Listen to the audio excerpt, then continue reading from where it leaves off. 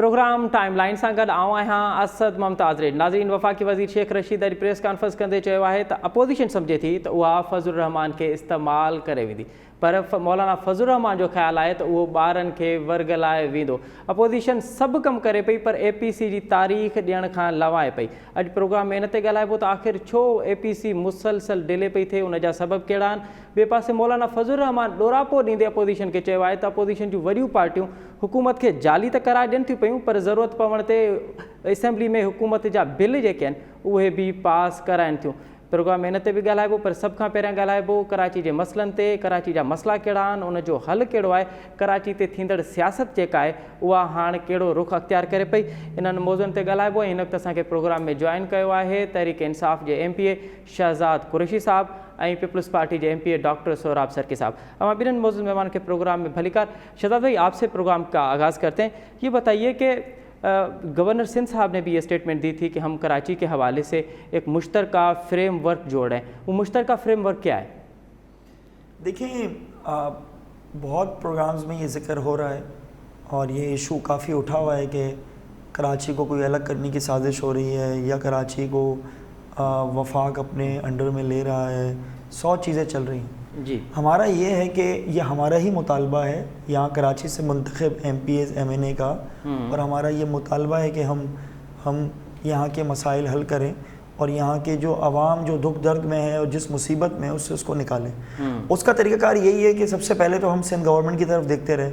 हमने असम्बली में सारे इशूज़ उठाए, उनसे डिस्कस किया, उनसे कहा कि भाई कराची भी सिंध का हिस्सा है, इसको खुदारा सिंध का हिस्सा बना दें, अमली तौर पे भी बना दें, कोई मेगा प्रोजेक्ट शुरू करें, कुछ कराची के आवाम के लिए बेहतरी करें।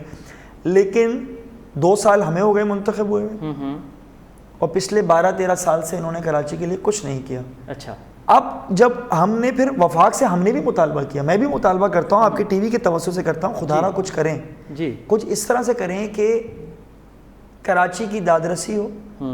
और फिर वफाक ने हमारी सुन भी ली, NDMA को भेजा। हम तो ये चाहते हैं कि ग्रीन लाइन पे भी वफाक काम कर रहा है, इंशाल्लाह वो भी हो जाए, और कोई मेगा प्रोजेक्ट्स जो और हो सकते हैं कराची के लिए वो यहाँ शुरू किए जाएं। हमने SDG गोल्स के ज़रिए जो फंड्स आए जो MNA को मिले, जिसकी मुखालफत में अब्दुल कादिर पटेल साहब अदालतों में चले गए, क्यों दे रहे हो भाई? हम तो इसलिए दे रहे हैं कि कराची तो समंदर, तालाब, दरिया, जो नाम आप देना चाहें, हमने तो पिछले 2 महीनों में इतने नाम दिए हैं इस शहर को। अच्छा, कचराची लोगों ने खुदा ना खास्ता कहना शुरू कर दिया, क्योंकि इस शहर का वो हाल पीपल्स पार्टी ने किया है।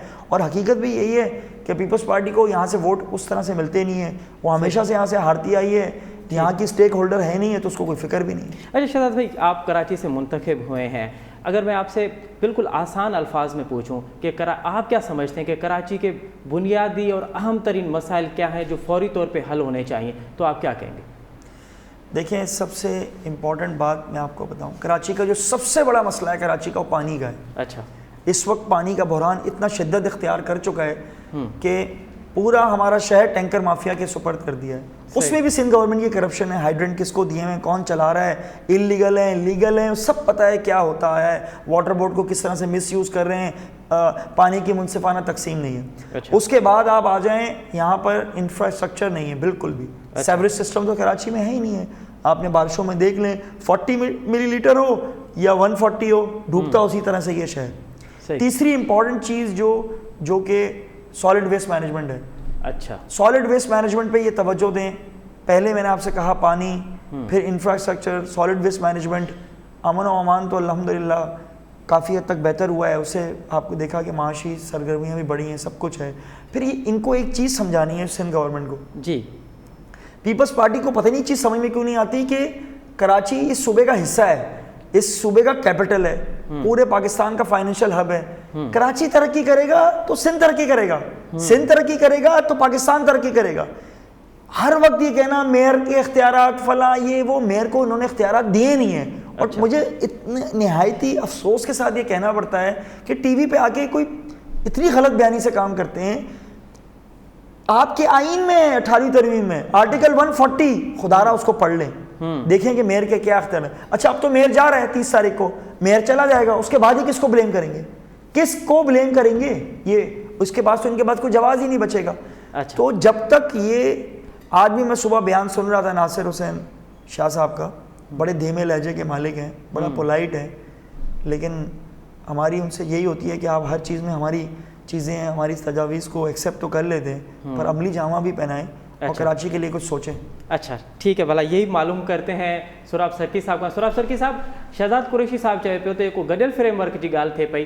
असांजी पहिरीं कोशिशि इहा आहे त सिंध हुकूमत उन में अचे ऐं सिंध हुकूमत उन में कंट्रीब्यूट करे. कराची जा जेके मसइला आहिनि उहे गॾियल कोशिशुनि सां ई हल थींदा. अगरि इहो को गॾियल फ्रेमवर्क ठहे थो पियो त सिंध हुकूमत उन जो हिसो थींदी.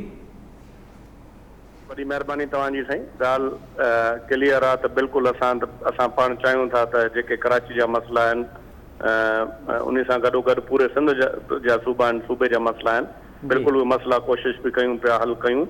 ऐं कराची जे हवाले सां मां तव्हांखे ॿुधायां त कंहिं हद ताईं जेके असांजा जेके तव्हां बजट में ॾिसो त हर साल जेको आहे असां वॾे तमामु घणी तादाद में जेके आहिनि असां उते इहे प्रोजेक्ट्स ॾिना आहिनि ऐं उहे असेंबली में उन ते डिस्कशन बि थींदियूं आहिनि, अंडर पासिस ॿियो टियों. मां हाणे ईअं नथो चवां त हाणे जेकॾहिं मां मिसाल ॾींदुमि त लाहौर जो या कंहिं ॿिए शहर जो मुनासिबु नथो लॻे. बिल्कुलु असांजो शहज़ाद भाई जेकी ॻाल्हि करे थो त असां कराची जे हवाले सां असां जवाबु ॾे आहियूं.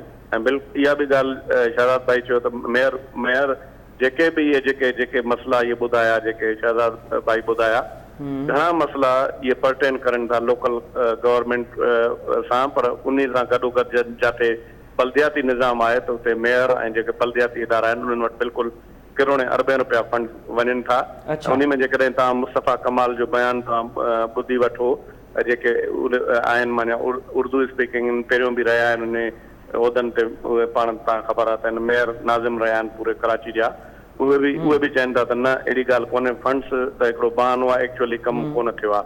ऐं उन में सिंध गवर्नमेंट जेको कमु आहे पंहिंजे हिसे जो जेके रोड आहिनि, पूरो इंफ्रास्ट्रक्चर बिल्कुलु तबाह लॻो पियो. तव्हां पाण यूनिवर्सिटी रोड ॾिसो, शारा फैसल रोड ॾिसो, तारिक रोड ॾिसो, तव्हां जेके बि मतिलबु घणा अञा कमु करण जी ज़रूरत आहे. शहज़ाद भाई सही चए थो, हिकु घटी में कमु करण आहे. इहो बिल्कुलु इहा बि मां ॻाल्हि बिल्कुलु तस्लीम कयां थो. ऐं जेतिरे ताईं मेयर आहे, मेयर वञे उन खां पोइ 5-6 महीना या 8 महीना जेकॾहिं का सूरत हाल ख़राबु रहे पोइ बि जेकॾहिं कमु न थिए ऐं उहे इख़्तियारात सिंध गवर्नमेंट खे हुजनि त बिल्कुलु पोइ सिंध गवर्नमेंट उन शइ में जवाबु थी सघे थी. ऐं ॿियो मां तव्हांखे ॿुधायां कि टैंकर माफ़िया जी जेकी ॻाल्हि कई, सुप्रीम कोर्ट उन जो नोटिस वरितो.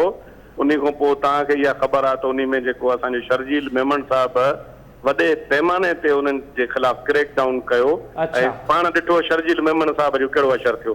इहा हिननि खे ख़बर न आहे त टैंकर माफ़िया जे पोयों केरु आहे. मां एतिरी ताक़त न आहे, मां ग़लति ॻाल्हि कयां तव्हांखे, मां एतिरी ताक़त न आहे, हिननि खे पाण खे ख़बर आहे. ऐं हिकिड़ो माण्हू ॿुधायो पूरे कराची जे अंदरि, शहज़ाद भाई वेठो आहे, हिते वॾा मसइला आहिनि, मेयर बि चयो आहे, ॿियनि बि चयो आहे. बल्दियाती निज़ाम जेको इहे चवनि था जेको राइज कंदा त असां बि ज़ाहिर आहे जेको उहो बल्दियाती निज़ाम बि हिते राइज करे ॾेखारींदासीं. जीअं चवंदा उहो असां हर शइ करण जे लाइ तयारु आहियूं. कराची जेकी आहे असांजी बिल्कुलु कैपिटल आहे ऐं पूरे 90% जेके आहिनि उहे पैसा पूरे पाकिस्तान खे कराची ॾिए थी. ऐं इहो बि मां तस्लीम कयां थो. बिल्कुलु सही चए थो शहज़ाद भाई त हिते को अहिड़ो माण्हू न आहे जेको कॾहिं ज़िंदगी में इहो ख़बर पई हुजे त बाबा हिनखे पाणी जो टोको न मिलियो, पाणी जे करे मरी वियो. हिते मसइला ज़रूरु आहिनि, माण्हू खयूं बीठा हूंदा आहिनि. हिते इहो बि आहे त टैंकरनि जे थ्रू, जंहिंजे बि थ्रू कम अज़ कम जेको आहे जेके बि घर आहिनि माण्हुनि खे तड़ जे लाइ या पूरे कराची जे अंदरि पाणी पहुचे थो. मुनसिफ़ाना जेकी आहे तक़सीम न आहे. बिल्कुलु इहा बि पंहिंजी जाइ ते सही आहे. ऐं हिकिड़ी मां तव्हांखे गुज़ारिश कयां त अॻे नवाज़ शरीफ़ जी हुकूमत सां बि असां K4 जो मनसूबो शुरू कयोसीं. असां पंहिंजे पासे खां पैसा ॾियण जे लाइ तयारु आहियूं. शहज़ाद भाई वारा जीअं चवनि था त गॾिजी करे कमु करण जे लाइ तयारु आहियूं, त इहे मर्कज़ खां असांखे पैसा वठी ॾिन.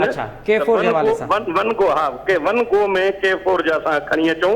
ऐं इहा सुठी ॻाल्हि आहे, इन में का ख़राबु ॻाल्हि थोरी आहे. शहज़ाद भाई बि सिंध असेंबली जो मेंबर आहे, मां बि सिंध असेंबली जो मेंबर आहियां. हे बि पाकिस्तानी आहे, मां बि पाकिस्तानी आहियां. ऐं मां बि चाहियां थो त मसइलो हल थिए, इहो बि थिए. मुंहिंजो ज़रूरी थोरी आहे त जेको आहे मुंहिंजो हल्को ठुल आहे त उते बि ज़रूरु पंहिंजे जेकाबाद वारी पंहिंजी जाइ ते, पर मां सिंध असेंबली जो मेंबर आहियां. मां कराची ते बि ॻाल्हाए सघां थो, शहज़ाद वारे हल्के ते बि ॻाल्हाए सघां थो, शहज़ाद मुंहिंजे हल्के ते बि ॻाल्हाए सघे थो. पाकिस्तान पीपल्स पार्टी पंहिंजी भरपूर कोशिशि करे थी. तव्हां पाण ख़बर आहे त डिविजिबल पूल मां जेके पैसा मिलनि था उन में पूरा जेके पघारां बि वञनि थियूं ऐं उन्हनि खे जेको बलदियाती निज़ाम आहे उन्हनि वटि बि पैसा वञनि था, पूरो निज़ाम आहे उन तहत पैसा सभिनी खे मिलनि था।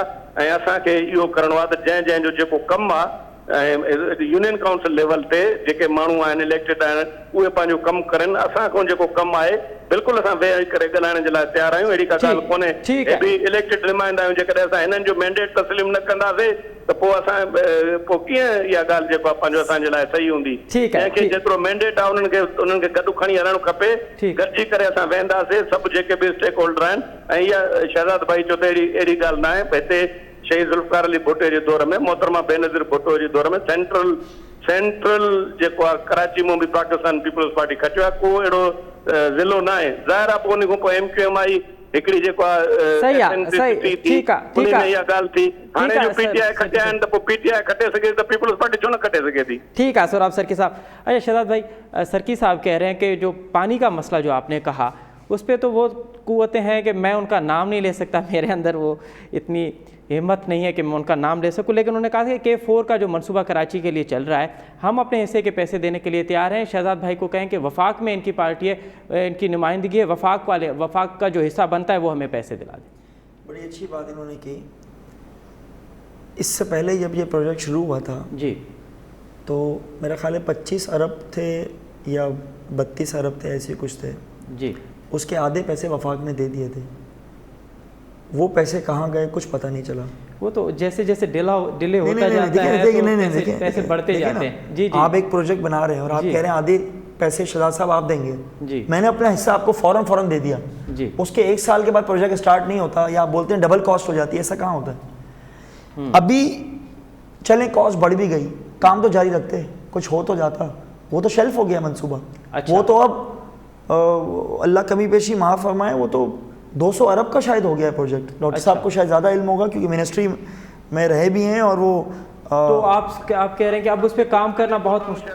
बाद में मैं आपको वो डायरेक्शन चेंज हो गई ना उसकी। अच्छा, कहाँ से लाना था, क्या करना था, मेरा ख्याल है 200 अरब से हो गया। डॉक्टर साहब मैं सही कह रहा हूँ, गलत कह रहा हूँ? नहीं, मैं आप बात पूरी कर लें तो फिर मैं बोलूंगा। अच्छा, फिर जो दूसरी सबसे इम्पोर्टेंट चीज़ ये कि कोई नहर का मंसूबा, कोई रिजर्व क्या कहते हैं उसको, रिजर्व डैम्स टाइप के बने हों, कुछ इस तरह का बना हो कि वह कराची की आबादी जिस तरह से बढ़ रही है, ये मुझे कहते हुए कुछ अजीब सा भी महसूस होता है कि एक शहर की आबादी पूरे सूबे के बराबर है ऑलमोस्ट। अगर आप उस आबादी को 2 हिस्सों में तकसीम करेंगे तो आधी आबादी इस शहर में और आधी बकिया सूबे में है। तो प्लानिंग तो करनी पड़ेगी ना। हम पता नहीं, हम जब बात करते हैं कराची की तो हम पे ये इल्ज़ाम लगाया जाता है शायद हम सिंध के खुदा न खासा टुकड़े करना चाहते हैं, फिर वो मरसू सिंध ना डेसू का नारा शुरू हो जाता है। हम तो नहीं चाहते, हम तो चाहते हैं कराची पाकिस्तान का फाइनेंशियल हब है और कराची जो है वो सिंध का झूमर है। जब वो झूमर है तो हम तो नहीं चाहते वो झूमर अलग हो। आप जब उसको किनारा कर देंगे, साइड पे कर देंगे, दीवार से लगा देंगे, उनका हक उनको नहीं देंगे, तो इस तरह की आवाज़ें उठेंगी। तो शहज़ाद भाई, ये जो K4 वाले मंसूबे की आप बात कर रहे हैं, क्या आप K4 वाले मंसूबा अब वो जो है वो काबिल नहीं रहा? देखिए, हमने ब्रीफिंग ली थी, NID यूनिवर्सिटी गए थे हम, फिरदौस शमीम नकवी साहब की क़यादत में हमारे अपोजिशन लीडर हम गए थे। हमने वहाँ जाके देखा और हमें पता चला उसके अखराजात बहुत बढ़ गए। अच्छा, ठीक है ना। अब उसके लिए ये होगा कि अब जिम्मेदारी कौन लेगा, इस बात की क्या गारंटी है अब हम फिर आधे दें और आधे से वो बन जाएगा। देखिए, हमें आधा मंसूबा तो बना हुआ नजर आना चाहिए था ना। फिर सबसे बड़ी चीज़ है कि इन्होंने तो आज से 4 साल पहले ट्रांसपोर्टेशन की बात भी की। एक बस 10 बसें, एक नहीं 10 बसें, 10 बसें, और वो भी सुना है 10 बसें 12 सालों में 10 बसें चलाई हैं आप। तो अब आप ये बताएं, पेशावर के BRT का ये लोग मजाक उड़ाते थे, इनके सारे मिनिस्टर और बैठ के हर बात में BRT करते थे। अब तो BRT भी लॉन्च हो गई है, अब तो पेशावर भी इंटरनेशनल सिटी बन चुका है, मुल्तान बन चुका है, लाहौर बन चुका है, इस्लामाबाद बन चुका है। कराची को कौन रोक रहा है ट्रांसपोर्टेशन का? तो ये हाल है कि अभी आपको पता है सुप्रीम कोर्ट ने, अल्लाह कमी पेशी माफ फरमाए, वो डर भी लगता है सुप्रीम कोर्ट की कुछ चीज कोर्ट करते हुए गलत ना करूं जी। उसके बाद सिंध गवर्नमेंट ने इश्तिहार भी दिया है कि कहीं पे भी CNG और वो LNG इस्तेमाल नहीं होगी पब्लिक ट्रांसपोर्टेशन पे। जो स्कूल्स की बसेस हैं, जो कॉलेजेस की हैं, जो पब्लिक ट्रांसपोर्ट है, पब्लिक ट्रांसपोर्ट पे आपको पता है वो सिलेंडर चल रहा है जो जिना अस्पताल और सिविल अस्पताल के जो एक्सपायरी सिलेंडर होते हैं वो चल रहे हैं। इतना डेंजरस है, सीटें फटी हुई हैं, शीशे हैं नहीं हैं। तो मेरी समझ में नहीं आता किस चीज का वेट कर रहे हैं ये लोग। हॉस्टल MP हॉस्टल बना रहे हैं ये लोग, सही करोड़ों रुपए का, अरबों रुपए का MP हॉस्टल बना रहे हैं। हमें नहीं रहना भाई, ہم رہ لیں گے کہیں پہ کرائے کے گھر پہ رہ لیں گے یا ہم گزارا کر لیں گے, خدا را نیسیسٹیز دیں, لاڑکانہ پہ خرچ کر لیں, میر پور خاص پہ کر لیں, حیدرآباد پہ کر لیں, کچھ تو کریں. مجھے سندھ کی کوئی ایک ایسی یو سی بتا دیں جو آئیڈیل ہو, ماڈل یو سی ہو, جس پہ کہا جائے کہ یار ہم نے سارا پیسہ اس یو سی پہ لگا دیا ہے, صحیح, رزلٹ زیرو ہے, پرفارمنس زیرو ہے, اس پہ کیا بات کریں. شہزاد صاحب آپ نے یہ جو سوال اٹھایا ہے کہ ایک یو سی بتا دیں, یہی سوال پوچھیں گے ہم سوراب سرکی صاحب کا, پر وٹھوں था नाज़रीन हिकु नंढी साई खां पोइ वरी हिकु शहज़ाद कुरैशी साहिब के सवाल उथारिया आहिनि, उन जा जवाब वठंदासीं सुराब सरकी. नाज़रीन प्रोग्राम में हिकु दफ़ो ॿीहर तव्हांखे भलीकार वक़्फ़े खां अॻु में शहज़ाद कुरैशी साहिब इहे सवाल उथारिया त जेको K4 वारो मनसूबो आहे उहो छाकाणि त वफ़ाक़ त पंहिंजो हिसो ॾींदो रहियो आहे, सिंध हुकूमत जी सुस्ती जे करे उहो हाणे ॾाढो महांगो थी वियो आहे, हाणे उन हद ताईं पहुची वियो आहे त शायदि उहो रनिंग बि थी सघे. ऐं ॿियो त सिंध हुकूमत पीपल्स पार्टी 13 सालनि खां सिंध ते हुकुमरानी पई करे, का हिकिड़ी यू सी ॿुधाए, का मॉडल यू सी हुजे जंहिंमें सभु सहूलियतूं हुजनि, जंहिंमें मयारी ज़िंदगी गुज़ारे सघिजे. इहे सवाल पुछंदासीं सुराब सरकी साहिब खां. सरकी साहिब, अवां शहज़ाद कुरैशी साहिब जा सवाल ॿुधा, हाणे अवां जवाब ॾियो हुन जा. बिल्कुलु, मां शहज़ाद कुरैशी भाई जा मां बिल्कुलु सवाल ॿुधा. खोड़ यूनियन काउंसिल मां कहिड़ियूं कहिड़ियूं ॿुधायां, खोड़ शहर आहिनि. शहज़ाद साहिब चयो त हिकिड़ी ॿुधायो, हिकिड़ी यू सी ॿुधायो. साईं हाणे हिकिड़ी त तव्हां सखर खे वञी करे ॾिसो, तव्हां ख़ैरपुर शहर खे वञी ॾिसो, उन में तव्हां वञी पहिरियों बि जेको आहे पंहिंजो पहिरियों बिफोर बि आफ्टर बि तव्हां ॾिसो जेको हुते कमु थियो आहे. अहिड़ी तरह यूनियन काउंसिल्स में जेके आहिनि, जंहिं यूनियन काउंसिल्स में मियां जो ॻोठु आहे शिकारपुर में यूनियन काउंसिल, उहा ॾिसो. मुंहिंजी टाउन कमेटी आहे सरदार सोराब ख़ान सरकी, उहा टाउन कमेटी आहे, नंढो टाउन आहे यूनियन काउंसिल, उन खे तव्हां ॾिसो. ईअं न आहे, काफ़ी जाइनि ते कमु थियो आहे, ज़रूरु कमियूं पेशियूं ज़रूरु आहिनि. ईअं न आहे त मां चवां थो त जो आइडियल पोज़ीशन आहे, पर काफ़ी शहज़ाद भाई ईंदो ॾिसंदो ऐं उन शयुनि खे एप्रिशिएट कंदो त जेके बि बुनियादी ज़रूरतनि जूं शयूं आहिनि बाक़ाइदे उते 24 बिल्कुल आप चलें, मैं आपको साथ ले जाऊंगा, जहाँ पर है वो मैं आपको दिखाऊंगा. जरूर कमी पेशी हैं, लेकिन आपको मेडिकल की सहूलतें और स्कूल और इंफ्रास्ट्रक्चर ड्रेनेज आपको बेहतर लगेगा. बाकी है कि हैं हर जगह मसले मसाइल, जब कराची में मसले मसाइल हैं, लाहौर में हैं, तो ज़ाहिर अंदरून सिंध भी मसले मसाइल होंगे, लेकिन उनमें और बेहतरी करने की जरूरत है. बाकी शहज़ाद भाई मैं आपको बता दूं कि ये जो K4 का मंसूबा है, चीफ मिनिस्टर ने यहाँ पर कहा कि हमने जो हमारे अपने हिस्से के पैसे हैं, हमने पैसे हर साल बजट में रखते भी हैं और वहाँ उस पे काफी काम भी हुआ है. अच्छा. ऐसी बात नहीं है कि वहाँ पर जीरो पोजीशन है. सिंध गवर्नमेंट ने 1 रुपया खर्च नहीं किया अभी. अच्छा, हाँ, उस पे जो मतलब पैसे जो हुए हैं, खर्च हुए हैं. और ये भी आप बात सही, मैंने भी सुना है, हमने भी ये कहा था कि उसका जो है वो कोई डायरेक्शन तब्दील कर रहे हैं, कोई ऐसी बात है. लेकिन ये है कि फिर हमने ये भी सुना कि हमारे मिनिस्टर साहबान आए और उन्होंने कहा कि ऐसी कोई बात नहीं है, ये सिर्फ प्रोपेगेंडा है और कोई उसकी जो है वो. तो फिर शुरू करें, बिस्मिल्लाह करें, वफाक का भी वेट ना करें, पूरा कराची आपके साथ होगा. बिस्मिल्लाह करें. ये मैं आप इस प्रोग्राम में वायदा करता हूँ, आप मरकज का आप जिम्मेदारी लें, सिंध गवर्नमेंट की मैं जिम्मेदारी लेता हूँ. अगर वो नहीं देते हैं पैसे, मरकज देता है, तो मैं उसका जिम्मेवार हूँ. आप जिम्मेवारी लें, हम मिलकर सब जिम्मेवारी लें, क्योंकि हम सबका ये आपने जिस तरह कहा, हम ये नहीं कहते हैं, कोई और कहते होंगे, इस पर कोई पॉलिटिक्स करते होंगे. हम ये नहीं कहते हैं कि खुदा न खास्ता आप सिंध के दुश्मन हैं, आप सिंध के खैर ख्वाह हैं. और हमें आप अगर हम सिंध में यहाँ पर हुकूमत में हैं, हमें आप बता रहे हैं कि भाई यहाँ पर बुराई है और यहाँ पर जो है सही काम नहीं है, तो ये हमारी आप भलाई के लिए कह रहे हैं. अपोजिशन का काम क्या होता है, ये इसमें तो कोई बुराई नहीं है. बाकी ये है कि ये जरूर है कि अगर कोई निगेटिव ले इस बुनियाद पे कि सिर्फ सियासत करे और सिर्फ पीपल्स पार्टी को टारगेट किया जाए, जो अच्छी अच्छी चीजें हैं जहाँ पर काम हुआ है तो वहाँ पर अप्रिशिएट करना चाहिए. अब BRT का मसला है, ठीक है, चलो वो पहले इमरान खान साहब कहते थे वो सही नहीं है और इस तरह नहीं होना चाहिए, उनका एक सोच थी. जब वो आए, उन्होंने BRT बनाई और उन्होंने कहा कि मैं गलत था. अच्छी बात है, उसको अप्रिशिएट करना चाहिए. सरकी साहब हाणे अच्छा ॿी ॻाल्हि ॿुधो, उन में इहो आहे त वरी तव्हां पाण ॾिठो त हाणे उहा BRT जेको 49 अरब रुपए जी 71 अरब रुपए जी थी वई.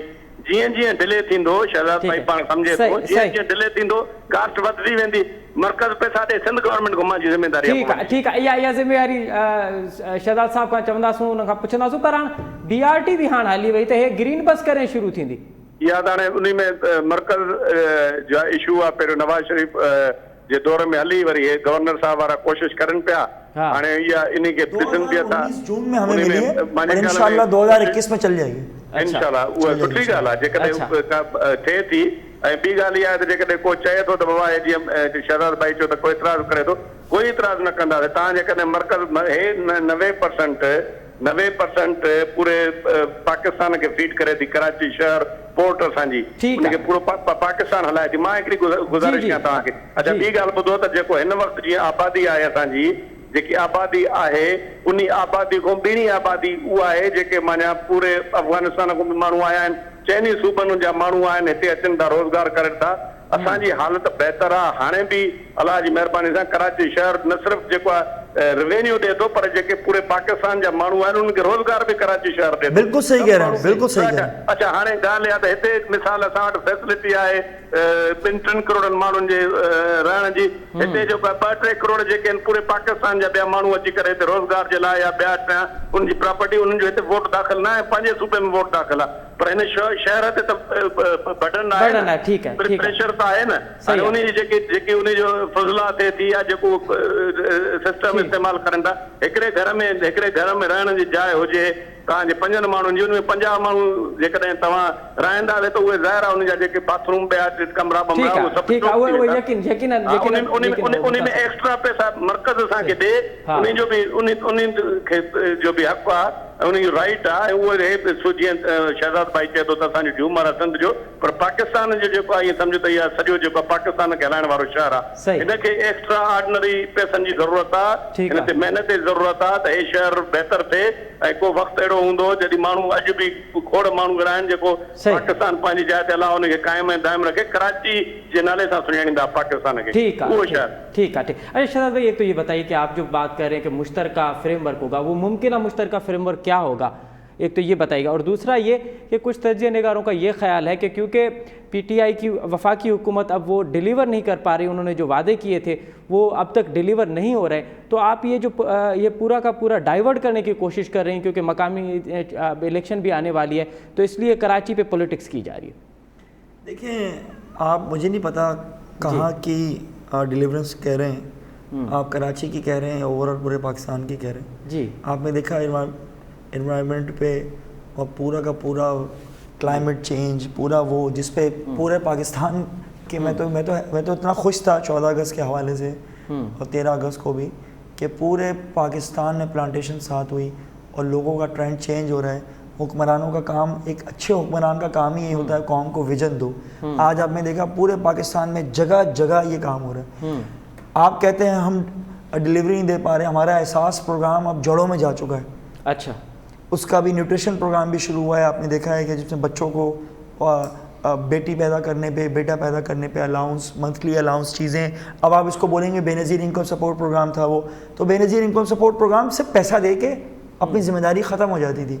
इसमें पैसे भी बढ़ाए गए और उसके अंदर इसमें इतने सेगमेंट्स डाल दिए कि जिसकी वजह से कफ़ालत प्रोग्राम, एहसास ख़वातीन प्रोग्राम, लोन, न्यूट्रिशन का पैगाम प्रोग्राम, और इसके अलावा आपने देखा होगा जो अभी ये कोरोना आया तो उसके अंदर एहसास प्रोग्राम के तहत लोगों को पैसे भी दिए गए। अब आ जाए थर्ड काम जो हमारा सबसे कामयाबी का काम है, कामयाब जवान प्रोग्राम, जिसमें हमने लोगों में रोज़गार पैदा करने के लिए 50 लाख से 2.5 करोड़ तक का कर्जा दिया जा रहा है।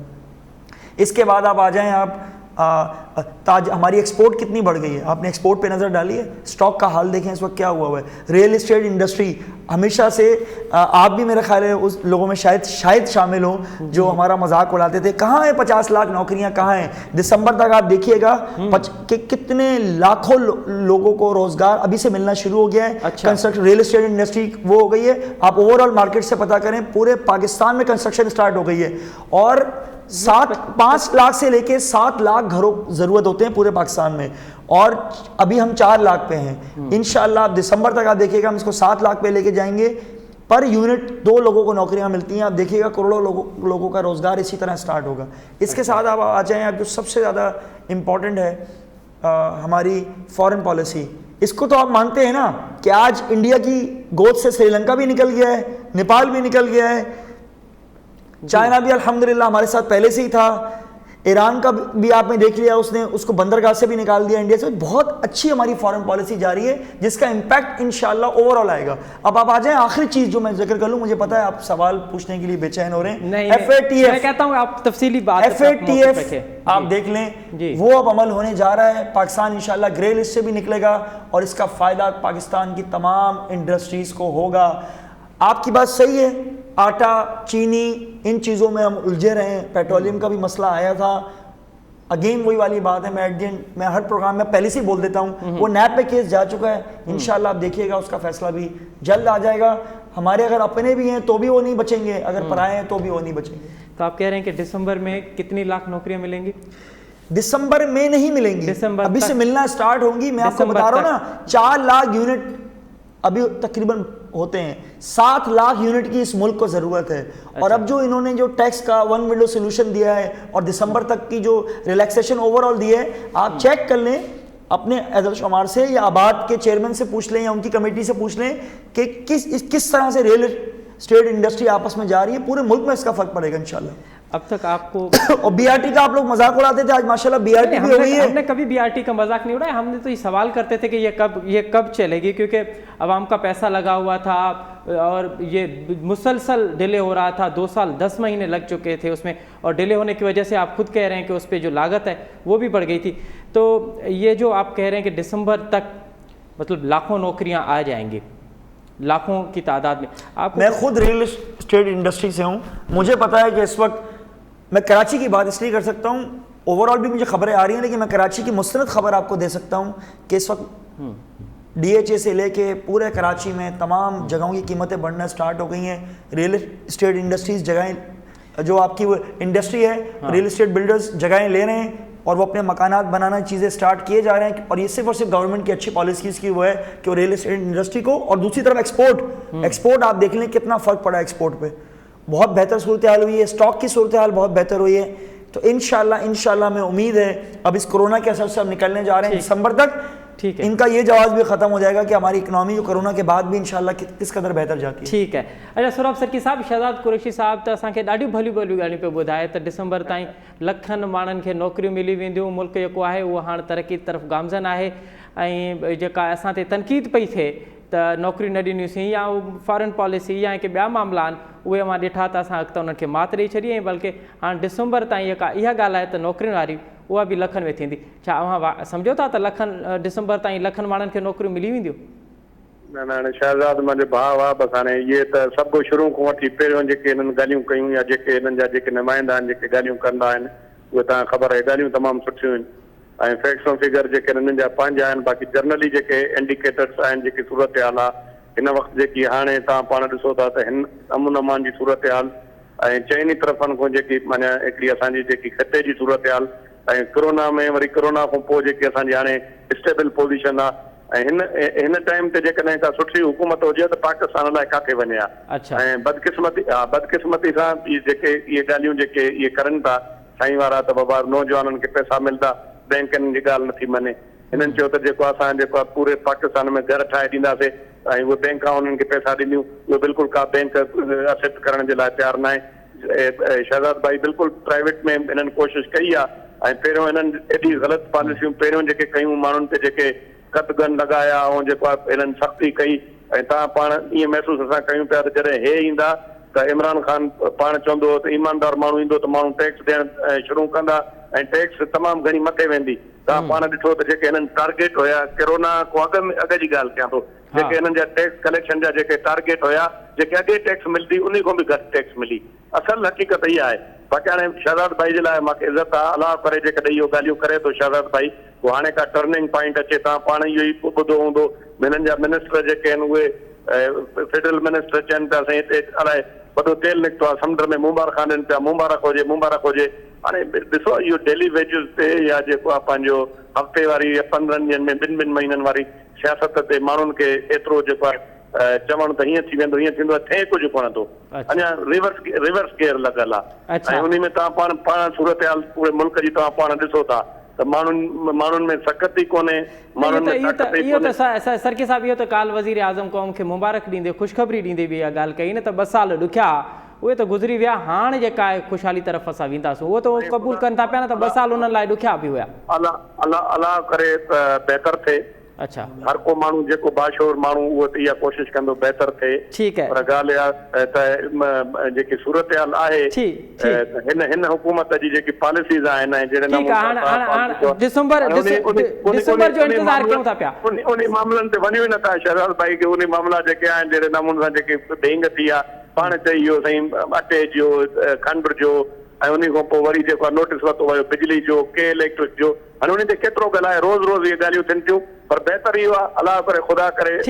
ठीकु आहे शहज़ाद साहब ॾाढी सुठियूं ॻाल्हियूं ॿुधायूं आहिनि। दिसंबर ताईं ॾिसूं था पिया त दिसंबर ताईं कहिड़ी सूरत हाल ठहे थी पई। सरकी साहब भाई सां पोइ हिसाब कंदासीं। जी शहज़ाद साहब सां बिल्कुलु शहज़ाद साहब सां हिन ते ई वरी हिकु दफ़ो प्रोग्राम कंदासूं अॼु स्टेटमेंट ते।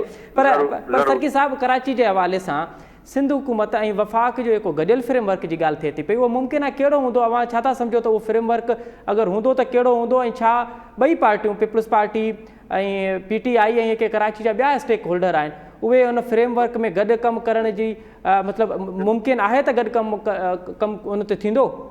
हाणे अर्ज़ु आहे त तव्हां पाण ॾिसो फ्रेमवर्क असां त पहिरें ॾींहं खां चऊं था, जॾहिं हिते प्राइम मिनिस्टर अचे थो, हिकु दफ़े प्राइम मिनिस्टर आयो हिते जेके पंहिंजा जेके पार्टी वारा या ॿिया जेके GTA वारा उन्हनि सां मीटिंग करे इवन लाड़काणे वियो, कंहिं बि सिंध वारे हुकूमत कंहिं चीफ मिनिस्टर सां मां मिलणु गवार न कयईं। वरी उन खां पोइ हिननि जो जेको इहो आहे उहो चीफ मिनिस्टर जेको तव्हां कंदो रहियो, चए बाबा मूंखे ॿुधायो कंहिं मीटिंग में का ॻाल्हि आहे, पर ॻाल्हि इहा त असां ज़िम्मेवार आहियूं, असांखे ख़बर आहे तव्हांखे हिन मुल्क जे अंदरि 2 वॾा सियासतदान अलाह ताला पैदा कया, हिकिड़ो कायदे आज़म मोहम्मद अली जिन्ना, शहीद ज़ुल्फ़िकार अली भुट्टो ऐं टियों मोहतरमा बेनज़ीर भुट्टो साहिबु आहे। मतिलबु असांखे सॼी ख़बर आहे, पार्टी ठाही शहीद ज़ुल्फ़िकार अली भुट्टे, आइन ठाहियो, असांखे ख़बर आहे त बाबा प्राइम मिनिस्टर जेको मुल्क जो हूंदो आहे उन जी छा हैसियत आहे, छा इज़त आहे। पर अफ़सोस इहो त प्राइम मिनिस्टर साहिब खे बि पाण जीअं शहज़ाद भाई चए थो त बाबा असांजी जेकॾहिं का कोताही आहे कराची जे हवाले सां त असां हुन वेही करे तव्हां बिल्कुलु इहो फ्रेमवर्क करे कमु करण जे लाइ तयारु आहियूं। उन्हनि खे बि सिंध गवर्नमेंट खे जेको मैंडेट मिलियल आहे उन्हनि खे ऑन करणो पवंदो। ऐं वरी हाणे मां तव्हांखे थोरो ॿियो ॿुधायां त जॾहिं हिननि जो हाणे मिनिस्टर आयो, हिन वापदा वारो मिनिस्टर आयो, उन बि हिते GTA सां उन्हनि सां मीटिंग करे ऐं एतिरो बि न कयूं त हिकिड़ी मीटिंग असांजो एनर्जी मिनिस्टर हो जेको जंहिंखां पाण शहज़ाद भाई वारा बीह करे सुवाल कंदा आहिनि पूरे उन सां बि हिकिड़ी अधु कलाक जी हुननि सां जुदा मीटिंग करनि, हिकिड़ी सिंध गवर्नमेंट जे नुमाइंदे सां करे छॾींदा। हे बि त बिल्कुलु फ्रेमवर्क में कमु करणु चाहिनि त बिल्कुलु फ्रेमवर्क में तव्हां असां ॾिसो न, असां त केॾी क्रिटिसाइज़ थिए थी वफ़ाक़ में जॾहिं का ग्रे लिस्ट जो मसइलो अचे थो, ॿियो को इशू अचे थो, पाकिस्तान पीपल्स पार्टी ज़िम्मेदारी जो मुज़ाहिरो करे असां उन्हनि खे कानून साज़ी में बि हिननि जी मदद कयूं था न, अहिड़ी ॻाल्हि कोन्हे। बाक़ी हाणे हे जहिड़े नमूने सां हिकिड़ी रिट करप्शन ऐं चोर डाकू उन सां मसइलो हल कोन थींदो।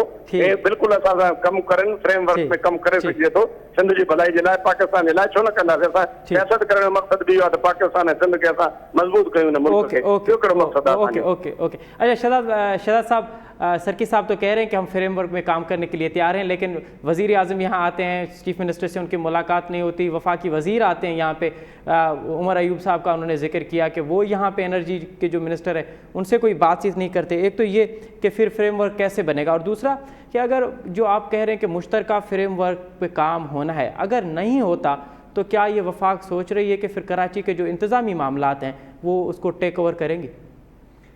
मेरे आपसे और डॉक्टर साहब से 3 सवाल हैं जी। इनसे कहें कि ये इनके मिनिस्टर्स MPs के फ़ोन उठाते हैं, इनके मिनिस्टर्स ने MPs के जो PTI के MPs हैं उनके इलाके में कोई काम करवाए। इनसे ये पूछें कि PTI के जो MPs हैं उन्हें किसी मीटिंग में चीज़ों में इन्वॉल्व करते हैं। जब हमने फाइनेंस की कमेटी मांगी इन्होंने हमें दी, जो बेसिकली फाइनेंस कमेटी थी वो इन्होंने हमें नहीं दी। इन्होंने स्टैंडिंग कमेटीज़ के अंदर हमसे जो रवैया अख्तियार किया, हमें तो ये किसी तौर पे भी जमहूरियत या उसके तौर पे हमें किसी चीज़ में शामिल नहीं करते। हम तनहा यहाँ पर लड़ रहे हैं, आवाम के हकूक़ के लिए निकलते हैं, हमारे पास फिर क्या चारा रह जाता है? आप जैसे लोगों के पास आना, टेलीविज़न पे इस चीज़ को हाईलाइट करना, अखबारी बयान देना, या अब जो सबसे ताकतवर है सोशल मीडिया, उसके थ्रू अपना पैगाम लोगों तक या आवाम तक पहुँचाना। मुझे बता दें कौन सा इनका ऐसा मिनिस्टर है कि जो फ़ौरन फ़ोन उठा लेता हो, या वो हो सकता है मेरे 1-2 मिनिस्टर दोस्त हैं وہ میرے کالج کے اور یونیورسٹی کے دوست ہیں یا ان کے ساتھ میرا پرسنل تعلق تھا تو شاید وہ کبھی میرا فون اٹھا لیں.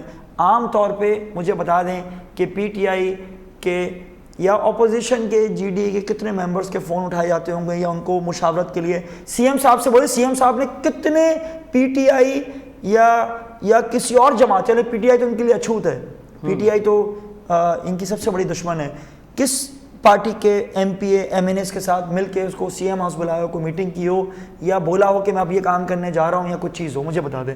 ابھی انہوں نے کشمیر کے حوالے سے پروگرام کیا, جہاں کشمیر کا ہم نے نام سنا, پاکستان کی شہر آ گئے, ہم وہاں پہنچے, ہم نے اختلافات کو دور رکھا, جہاں ہوتا ہے ہم پہنچتے ہیں. ان سے یہ بتا دیں کہ انہوں نے کہاں اپوزیشن کو شامل کیا.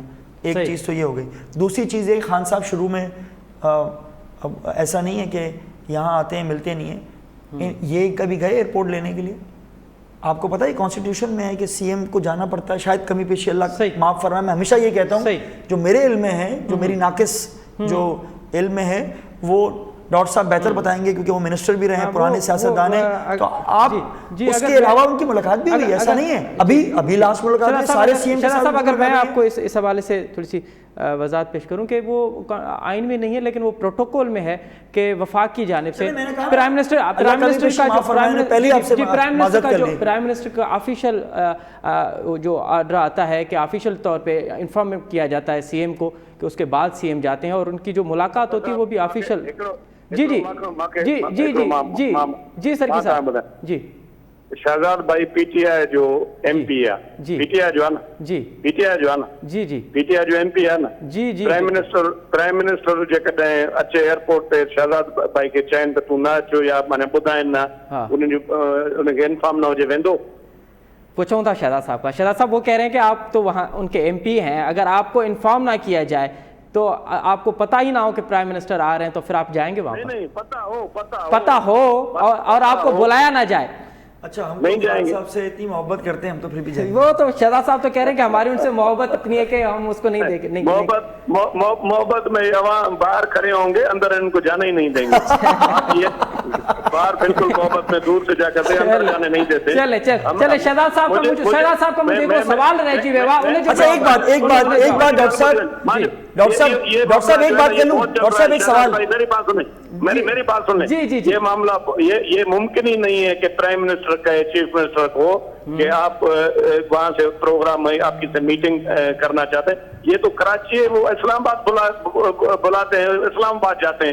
لیکن یہ ہے کہ وہ ملتے ہیں, اسلام آباد میں ملاقات ہوئی, ابھی ہوئی ہے لاسٹ ویک میرا خیال ہوئی ہے. اچھا ڈاکٹر صاحب میرا آپ سے ایک سوال ہے, ڈاکٹر صاحب میرا آپ سے ایک سوال ہے. جی جی جی یہ وہ انفارم کرتے ہیں, ان کی جو اسٹیبلشمنٹ کے سیکریٹری ہیں وہ انفارم کرتے ہیں کہ چیف منسٹر کو یہاں. ڈاکٹر صاحب میرا آپ سے بڑا معدمانہ اور بڑی عاجزی کے ساتھ آپ سے سوال ہے. جی جی جی میں اس کراچی شہر میں پیدا ہوا ہوں, ماشاءاللہ میری عمر ہو گئی ہے 44 ایئرز.